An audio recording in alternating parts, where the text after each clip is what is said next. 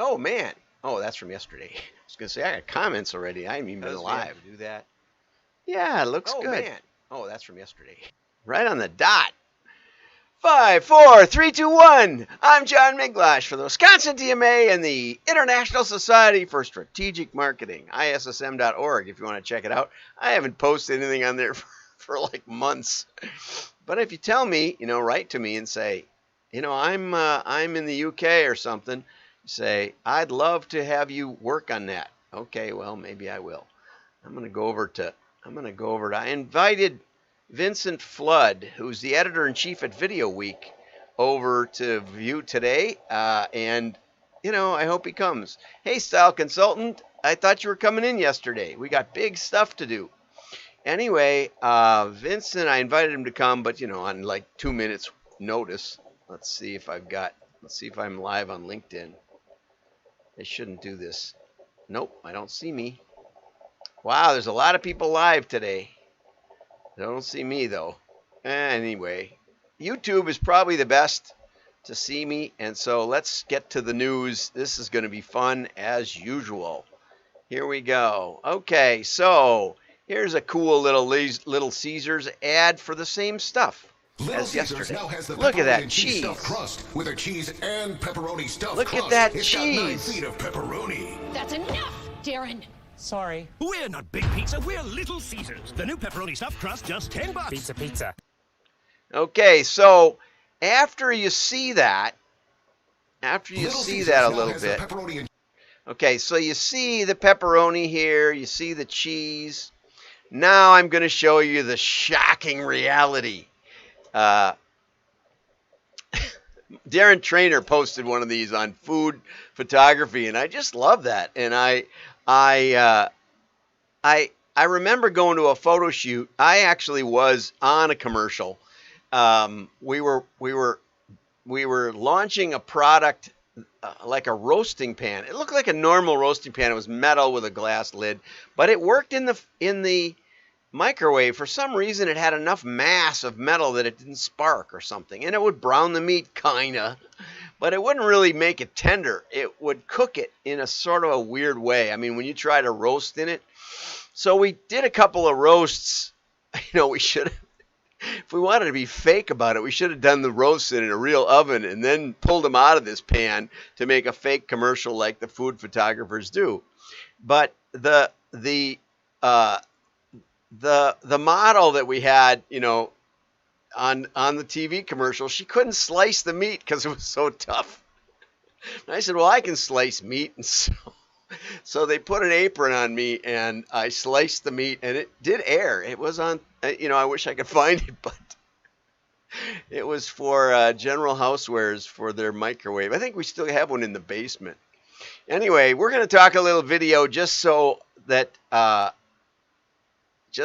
we can have Vincent see that I do talk video sometime. Okay, so look at the big, beautiful cheese, and look at how they put the pepperoni right inside there. Now, your mind says, wow, that Little Caesars pizza looks great. But have you ever gotten a pizza after it's driven around for about 45 minutes because they can't find your house, which they never can? We used to get free pizzas all the time from Domino's because they couldn't find our house.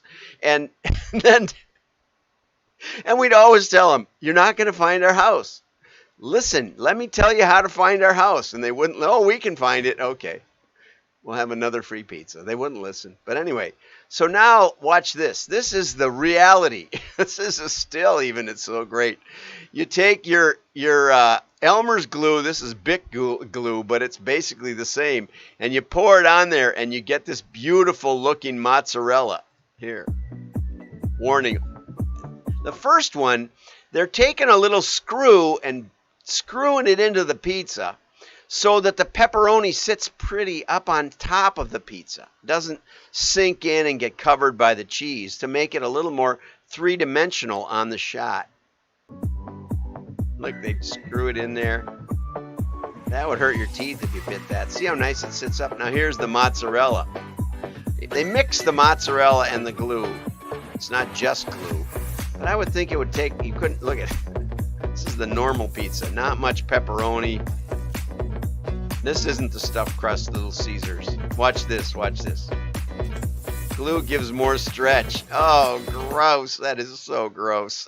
Anyway, so you heard it here first, folks. I hope you enjoyed that food commercial. Now let's get over to the real news.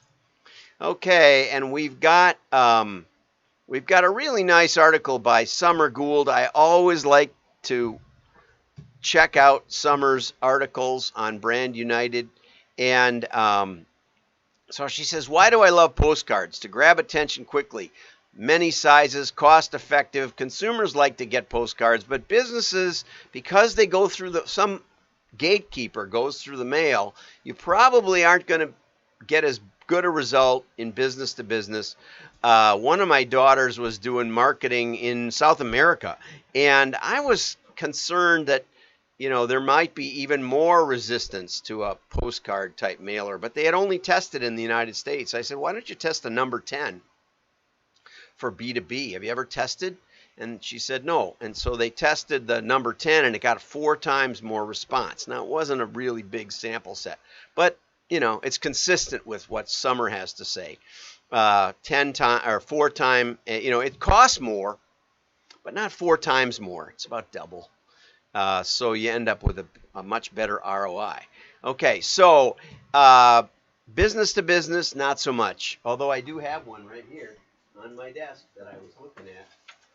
Right here, it says from City Press, stand out, and it has Miglosh Marketing, reverse type, yellow over the top of light blue, not good, very bad design, not much of a picture, an owl saying stand out, but you might be reading the City Press, and then you're okay, it's not so bad, we'll throw that away. Okay, if you have great images, that helps. If you don't have great images, then you're just using dumb stock photography, and then you're printing reverse type over the top of it. Very bad. Okay. Coupons is good. There's no offer on that whatsoever. There's no reason to give them a call. Coatings is especially good because it can get damaged in the press. Okay. Let's move on.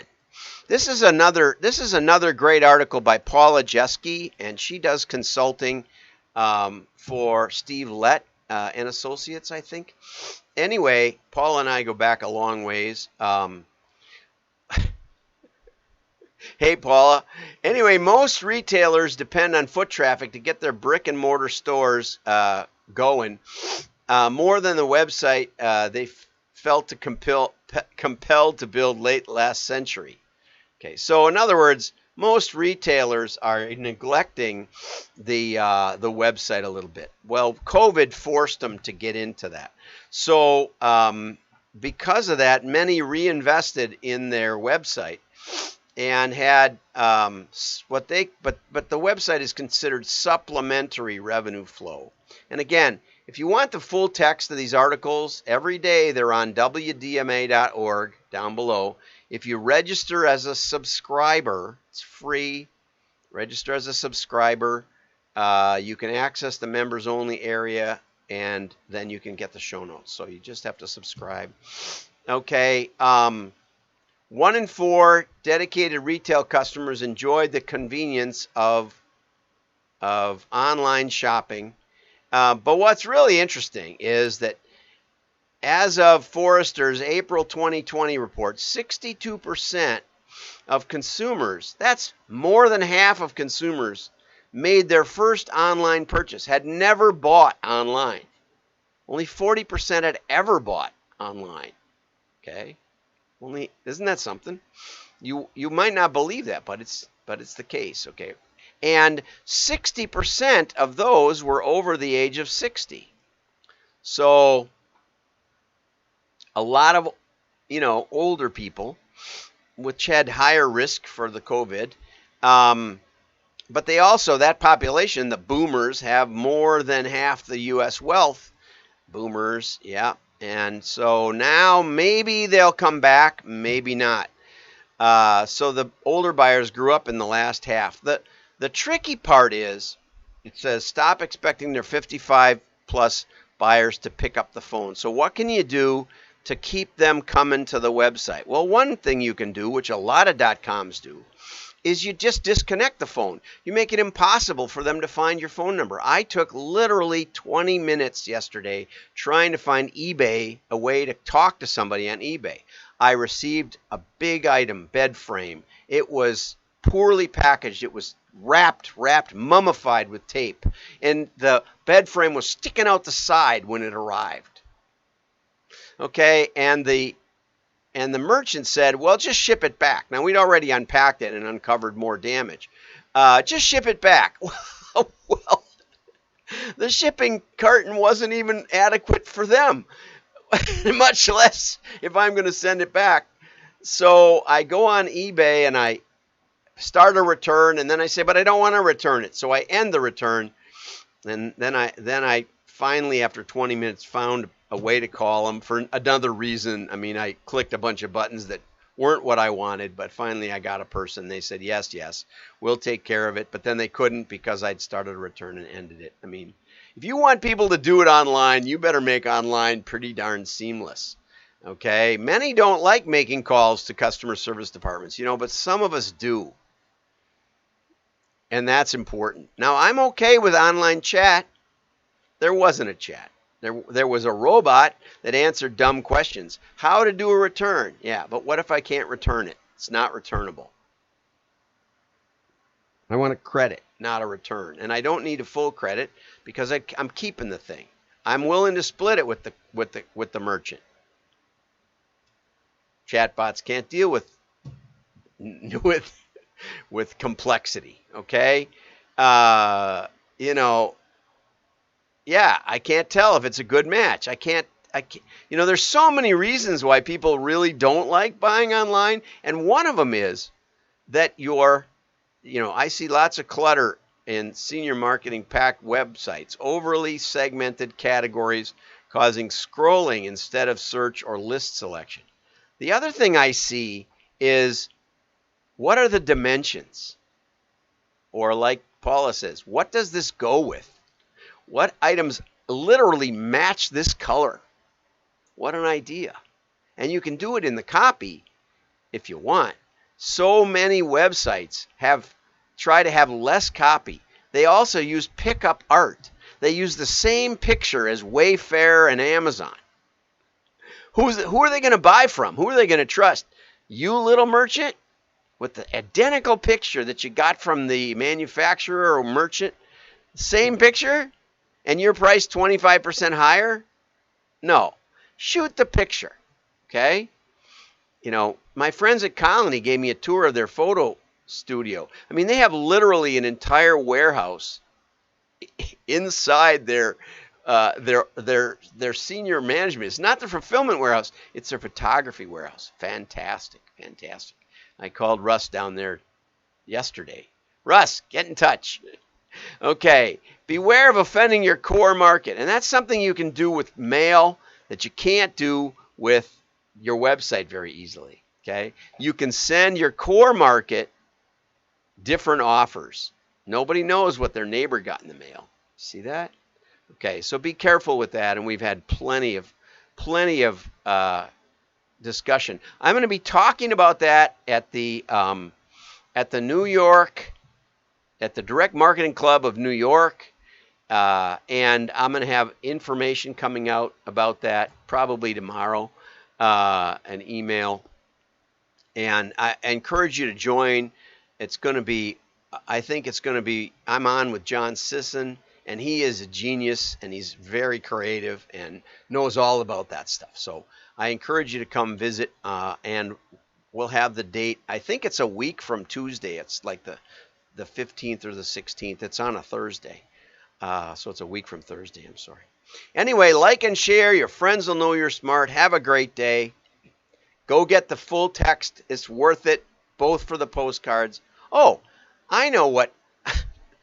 Now we're going to back up a second. Because Summer left out a test. She didn't have any tests. So I'm going to give you a postcard story. Okay, I was working, and it fits this really well.